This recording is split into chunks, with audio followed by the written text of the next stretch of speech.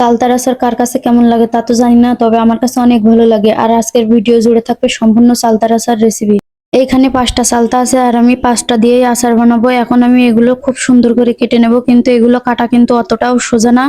আর যারা যারা চালতার আচার বানাইছেন তারা তো জানেন অবশ্যই যে চালতা কাটা কতটা ভয়ঙ্কর একটা বিষয়, কারণ কোনো না কোনো ভাবে হাত কেটে যায় আর এগুলো অনেক পিছলা হয়। ও আর একটা কথা, আমি কিন্তু আপনাদের চালতার আচার বানানো শেখাচ্ছি না, আমি জাস্ট যেভাবে বানাইছি সেটা আপনাদের সাথে শেয়ার করছি। তাই কেউ ভুল ধরতে আসবেন না। যে কোনো ধরনের আচার বানানো বা রান্না করা এগুলো কিন্তু এক একজন এক এক ভাবে করে। চালতার ভিতরে যে এই যে ফুল ফুল টাইপের দেখতে পাচ্ছেন এগুলা কিন্তু ফেলে দিতে হয়, আর উপরে যে আবরণ গুলো এগুলোই নিতে হয় ভালোভাবে পরিষ্কার করে। চালতার আচার আমি কখনোই বাইরে থেকে কিনে খাই না, যখনই খেতে মন চায় আমি বাসায় এভাবেই বানিয়ে খাই। চালতাগুলো সুন্দর করে কাটা ধোয়ার পরে আমি এখানে গরম পানির ভিতরে একটু হালকা নুন আর হলুদ দিয়ে চালতাগুলো সিদ্ধ করে নিচ্ছি যেন কালারটা ভালো আসে। আর এখানে একটা মশলা বানাই নেব। এখানে গোটা গোটা কিছু মশলা আছে যেগুলো গুঁড়া নেওয়ার থেকে এইভাবে ভেজে নিয়ে হালকা করে একটু গুঁড়া করে নিলে ভালো হয়, মানে আস্তে আস্তে থাকবে আর কি, একেবারে ফিনিশ করা যাবে না।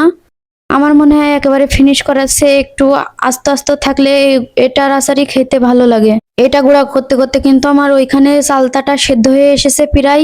আর আমি যে যতটুকু নরম পছন্দ করি আর কি সেইভাবে সেদ্ধ করে নিচ্ছি, বাকিটুকু চালতা আর আচার বানাতে বানাতে সেদ্ধ হয়ে যাবে।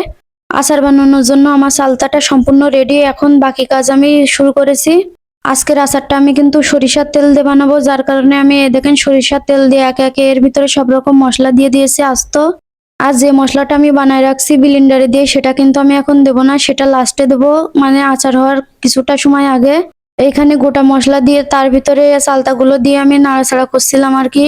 আর আজকে আচার বানানোর ক্ষেত্রে আমার একটু সমস্যা হয়ে গেছে, সেটা হচ্ছে আমি একটু করে বানাচ্ছিলাম আর আমার ছেলে ঝামেলা করছিল বলে চুলাটা অফ করে রাখছিলাম, যার জন্য চালতাটা একটু শক্ত হয়ে গেছিল। চালতার ভিতরে চিনি দিয়ে আমি অলরেডি নাড়াচাড়া শুরু করে দিয়েছি, এটা অনেকক্ষণ ধরে নাড়তে হবে। এতে কিন্তু আমি কোনো রকম পানি ব্যবহার করিনি, এই চিনিটা আস্তে আস্তে গলে একটু একটু পানি হয়ে যাবে। তা যেটুকু শক্ত আছে এই চিনির পানিতেই কিন্তু আরো নরম হয়ে যাবে। আর এই আচার বানানোর সময় কিন্তু আমার এটা নাড়তে নাড়তে অলরেডি হাত ব্যথা করছিল। চালতার আচার যেমনই খেতে মজা তেমনই কিন্তু এটার প্রসেসিং অনেক কষ্টকর। অন্য আচারের তুলনায় এটা কষ্টকর, কারণ চালতাটা কাটতে ধুইতে অনেক কষ্টকর একটা সময় পার করতে হয়।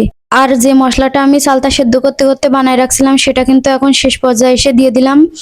সবকিছু ভিডিও করতে পারলেও আমি কিন্তু লাস্টে যে ভিনেগারটা দিয়েছিলাম ওইটা আমার ভিডিও করতে একটুখানিও মনে ছিল না। চালতাগুলো নাড়তে নাড়তে কিন্তু একসময় এরকম কালার চলে আসবে যেটা দেখলে অলরেডি জিভে পানি চলে আসবে আপনাদের।